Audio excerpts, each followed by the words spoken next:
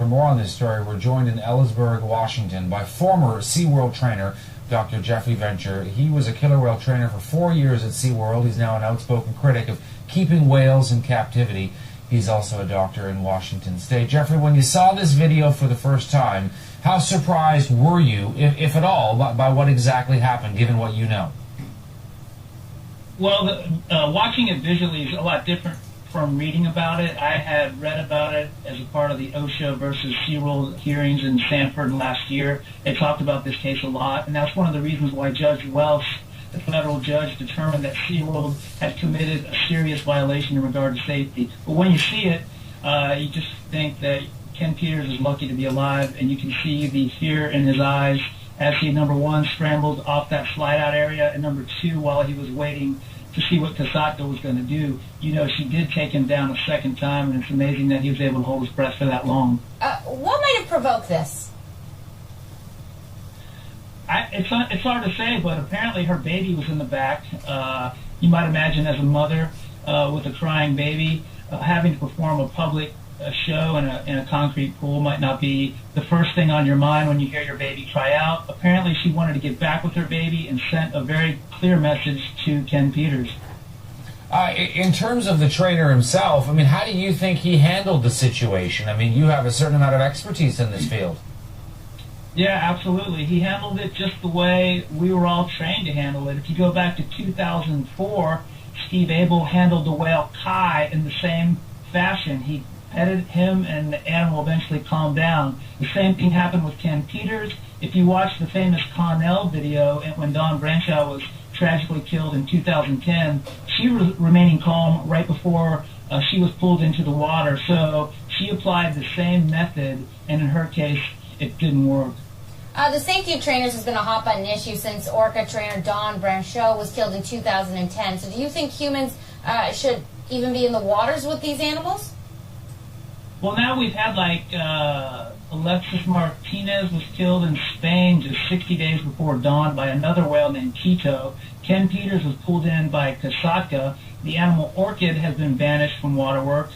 Tillicum famously killed Dawn, and he killed 2 other people. All I can say is that SeaWorld says they can predict behavior 98% of the time.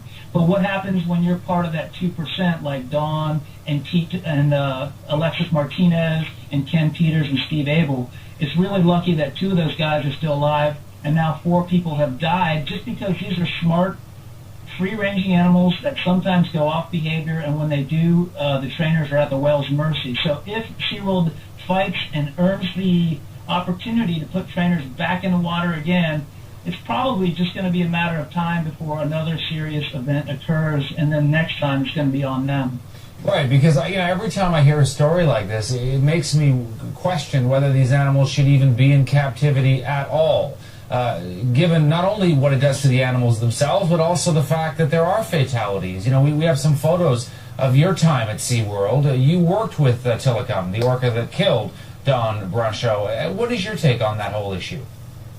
Well, I mean, I've had a changing of my ways. When I went out to the San Juan Islands in Canada to see the northern and the southern residents, and back in 1996, I was blown away. Most of the trainers that worked at SeaWorld, in fact, all of the trainers that I knew and still know to this day, have never seen a wild killer whale. So we all thought that this was what wild killer whales were the time you see at Chandler Stadium, but that's not the case at all. In the wild, they swim 100 miles a day. They have straight dorsal fins, not collapsed fins like you see in the wild. Males stay with their mothers their entire life in the resident communities here, and they have very strong nuclear families. In captivity, these animals are shipped from park to park just to fill their pools, and this creates social strife. It leads to them breaking their teeth on the steel gates that separate them, doing something called jaw popping, and then the vets have to drill out their teeth.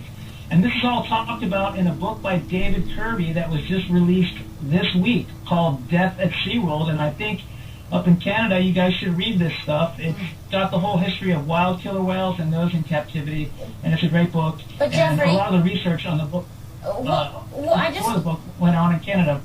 I'm sorry. I'm just curious. I mean, what do you say to the argument that if if it wasn't for SeaWorld, if it wasn't for these whales being kept in captivity, people wouldn't necessarily have an appreciation about them, wouldn't know about them. I think that was a valid argument in 1965. In 1965, we now know just about everything we can know about these animals from captivity, and this has been the case for a long time. The only research that occurs at SeaWorld is research into how to keep these whales alive in captivity. None of the research that they're doing there has to do with the salmon populations in the Pacific Northwest, the whales that we care about out here, or in any other parts of the world. It's all about artificial insemination and has nothing to do with true ecology. So these days, I think it's better to go to a place like Washington State or BC, Canada, and check out the northern and the southern resident animals. I was just there this week with Dr. Ingrid Dissert from New Zealand, and it was a really great event. We saw these animals foraging for salmon and jumping out of the water, and it was free. All we had to do was get on a boat. You know, a trip to SeaWorld cost an adult $81 in Orlando a piece. You know, you can go to Limekiln Lighthouse in Washington State for free, or stand on the beach of British Columbia for free and watch killer whales swim by. A lot of people are kayaking with these animals now. So there are cheaper and easier alternatives than flying your family of four to San Diego, San Antonio, or Orlando, Florida, and spending $1,000 doing that when you can have the real thing in nature.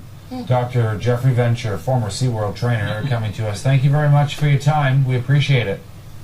Hey, thank you, and enjoyed talking to you.